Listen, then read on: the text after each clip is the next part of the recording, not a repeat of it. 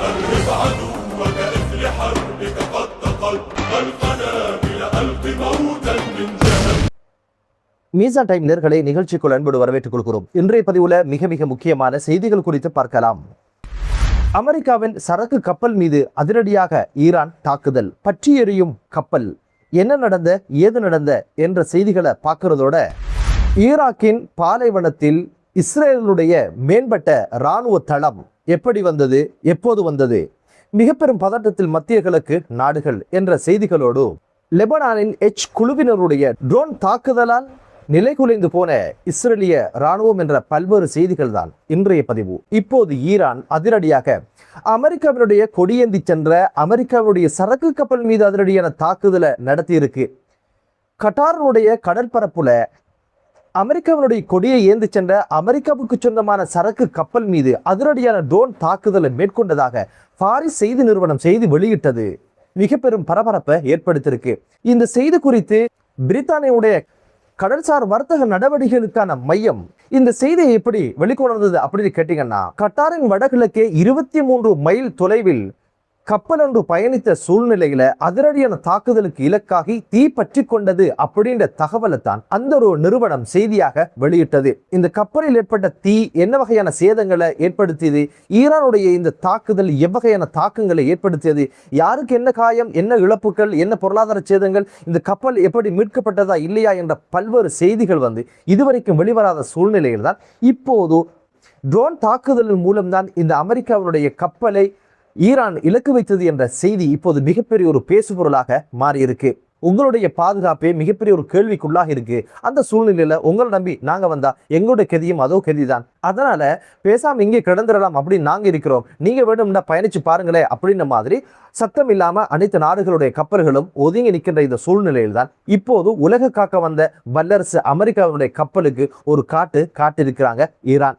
இந்த கப்பல் ஐக்கிய அரபு அமீரகத்தினுடைய ஒரு துறைமுகத்தில் இருந்து தான் பயணப்பட்டிருக்குது. இது கட்டாரை நோக்கி பயணித்த சூழ்நிலையில தான் இரண்டுமே நேச நாடுகள் அமெரிக்காவுக்கு செல்ல பிள்ளைகள் வலதும் இடதுமாக இருக்கின்றவங்க இப்போது அடைக்கலமாடா கொடுக்குறீங்க அப்படின்ற மாதிரி அமெரிக்காவோட கப்பலுக்கு ஒரு காட்டிருக்கிறாங்க ஈரான். அடுத்த செய்தி குறித்து பார்க்கலாம். அது என்ன அப்படின்னு பாத்தீங்கன்னா, இப்போது மத்திய கிழக்கு நாடுகள்ல மிகப்பெரிய ஒரு பதட்டத்தையும் மிகப்பெரிய ஒரு பீதியும் உண்டு பண்ணிக்கிற ஒரு விஷயம் தான் ஈராக்கின் ஒரு பாலைவனத்து பகுதியில ஒரு மேம்பட்ட இராணுவ தளத்தினை ரகசியமாக இஸ்ரேல் நிறுவிய சம்பவம் தான் இப்போது மிகப்பெரிய ஒரு பேசுபொருளாக மாறி இருக்கு. இந்த ஒரு இராணுவ தளம் குறித்து இப்போது மத்திய கிழக்கு நாடுகளுக்கு தெரிய வந்திருக்குது. ஏன் ஈராக்கு கூட இப்போதுதான் அது தெரிய வந்திருக்கு. இந்த ஒரு செய்தியை வேர்ல்ட் ஸ்ட்ரீட் ஜேர்னல் அப்படின்னு சொல்லுகின்ற செய்தித்தளம் தான் முதன்முறையாக நம்பகமான வட்டாரங்களை மேற்கோள் காட்டி இந்த செய்தியை வெளியிட்டதன் ஊடாகத்தான் இந்த ஒரு செய்தி இப்படியான ஒரு விஷயம் நடந்திருக்குது அப்படின்னு ஒரு விஷயம் ஈராக்குக்கே தெரிய வந்திருக்குது. மேலதிகமான செய்திகள் என்ன சொல்லுது அப்படின்னு கேட்டீங்கன்னா, ஒரு ஆற்றடையன் தான் இந்த பாலைவனத்துல யாருமே இல்லாத இந்த பகுதியில ஒரு இராணுவ மையம் இருப்பதை கண்டு தகவல் சொன்னதுக்கு இணங்க உடனடியாக ஈராக்கினுடைய இராணுவங்களை அனுப்பி இது என்ன ஏது என்பதை பார்க்கறதுக்கான நடவடிக்கைகளை மேற்கொண்டாங்க. அதிகாலையில குறித்த இடத்துக்கு போன ஈராக்கினுடைய படைக்கு என்ன அதிர்ச்சியான சம்பவம் நடந்துச்சு அப்படின்னு கேட்டீங்கன்னா, அதிரடியாக இஸ்ரேலிய இராணுவத்தினர் துப்பாக்கி பிரயோகம் நடத்த ஆரம்பிச்சாங்க. நிலைகுலைந்து போன ஈராக்கின் இராணுவம் பின்வாங்க ஆரம்பிச்சது. இந்த துப்பாக்கி சூட்ல ஒரு ஈராக்கிய இராணுவ வீரர் பலியானதோட 2 பேர் படுகாயம் அடைந்த சம்பவமும் பதிவாச்சு. நமது நாட்டுக்குள்ள நமக்கு தெரியாம ஒரு இராணுவ முகாமடா, இது எப்படி என்ன ஏது, தமது படையை தாக்குதல் நடத்துற அளவுக்கு என்னடா அப்படின்னு பயந்து போய் உடனடியாக பயங்கரவாத தடுப்பு பிரிவினர்கள் கொண்ட 2 குழுக்களை அங்க அனுப்பினாங்க. போனவங்க என்ன பண்ணினாங்க அப்படின்னு கேட்டீங்கன்னா, வம்புக்கு நிக்காம அது குறித்த தகவல்கள் மட்டும் திரட்டி அரசுக்கு சொன்னாங்க.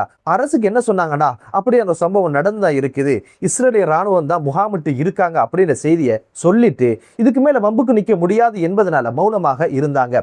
தெரிய வருகிற விஷயம் என்ன அப்படின்னு பாத்தீங்கன்னா, இந்த ஒரு மேம்பட்ட இராணுவ முகாம் ஈரானுக்கு எதிரான யுத்தம் தொடங்குவதற்கு முன்னே இந்த ஒரு இராணுவ முகாமை, இந்த மேம்பட்ட இராணுவ தளத்தை இஸ்ரேல் நிறுவியதான செய்தி தான் இப்போது மிகப்பெரிய ஒரு அதிர்ச்சியை உண்டு பண்ணிருக்கு. வான்வழி தாக்குதலுக்கு உகந்த ஒரு மேம்பட்ட இராணுவ தளம் எதற்காக அப்படின்னு கேட்டீங்கன்னா, ஈரான் மீது அதிரடியான தாக்குதலை மேற்கொள்வதற்கும், ஏதாவது அசம்பாவிதம் நடந்துட்டா அதிரடியாக தரைப்படைகளை உள்ளே அனுப்பி சம்பவங்கள் செய்வதற்கான ஏற்பாடாகத்தான் இந்த ஒரு இராணுவ மையத்தை இஸ்ரேல் ரகசியமாக ஈராக்கினுடைய மேற்கு பகுதியில மக்கள் நடமாட்டம் இல்லாத இந்த பகுதியில நிறுவிருக்காங்க அப்படின்ற ஒரு அதிர்ச்சியான செய்தி தான் இப்போது ஈரானுக்கும் கிடைச்சிருக்கு, மத்திய கிழக்கு நாடுகளுக்கும் ஏன் ஈராக்குக்கும் கிடைச்சிருக்கு.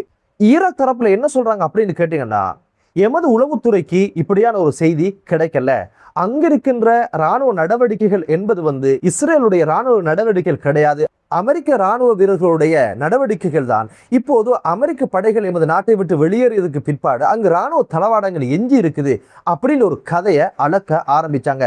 விழுந்தாலும் மீசையில மண் ஒட்டாத செய்தி தான் இப்போது ஈராக்குடைய நிலைமை.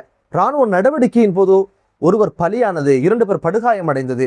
பயங்கரவாத தடுப்பு பிரிவினர் அங்கு சென்று அறிக்கையில் சமர்ப்பித்த எல்லா விடயங்களையும் மறைத்துத்தான் இப்போது அடக்கி வாசிக்க ஈராக் முற்படுது.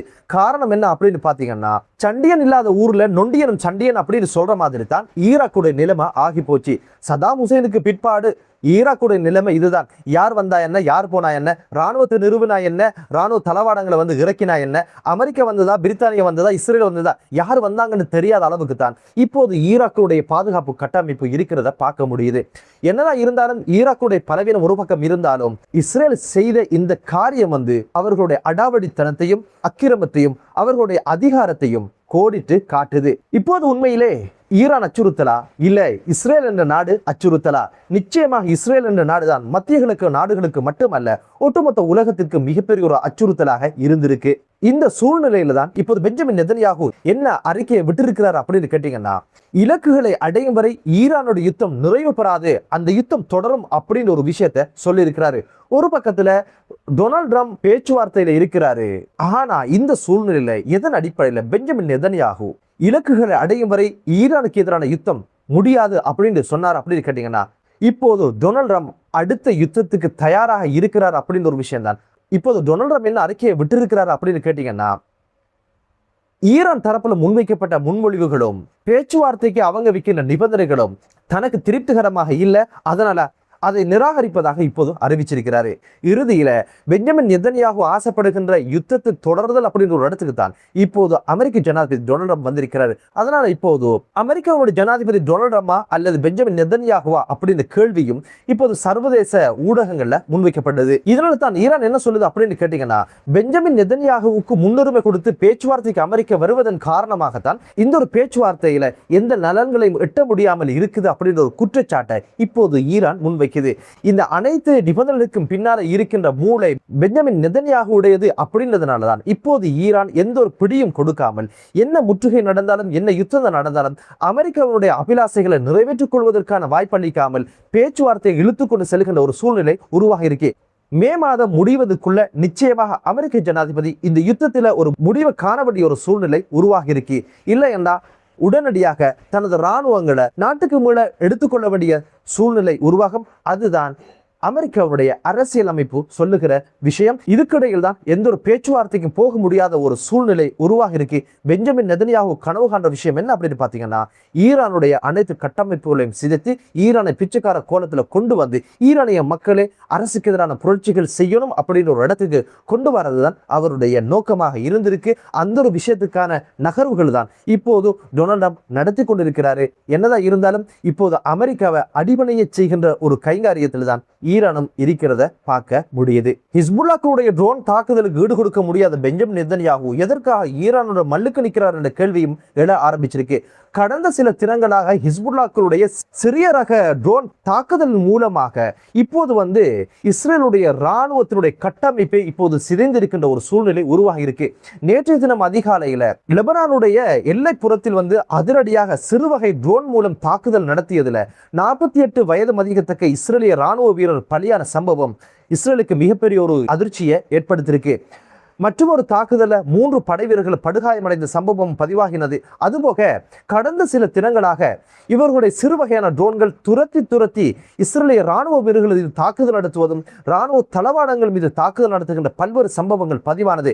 ஒரு பீரங்கி மீது அதிரடியான ட்ரோன் தாக்குதல் நடத்தப்பட்டதுல உயிரை கையில பிடித்துக் கொண்டு ஒரு ராணுவ வீரர் குதித்து செல்கின்ற காணொலியை மிகப்பெரிய ஒரு பரபரப்பை ஏற்படுத்தியது. ஓட ஓட துரத்தி ஒரு வண்டு பறக்கிறது போல தாழ்வான பகுதிகளில் இந்த ட்ரோன் தாக்குதலை நடத்துவதுதான் இப்போது இஸ்ரேலுக்கு தாக்கு பிடிக்க முடியாத ஒரு சூழ்நிலை உருவாகி இருக்கு. இதுவரைக்கும் 20க்கும் அதிகமான ராணுவ வீரர்கள் பலியானதோட 900க்கும் அதிகமான ராணுவ வீரர்கள் படுகாயமடைந்த சம்பவங்கள் பதிவானதோட அதுபோக இஸ்ரேலுடைய ராணுவ தளவாடங்கள் மீதும் அதிரடியான தாக்குதல் மேற்கொள்ளப்படுவதால இந்த தாக்குதலை எதிர்கொள்வது பற்றிய மிகப்பெரிய ஒரு சவால் தான் இப்போது இஸ்ரேலிய ராணுவத்துக்கு ஏற்பட்டிருக்கு.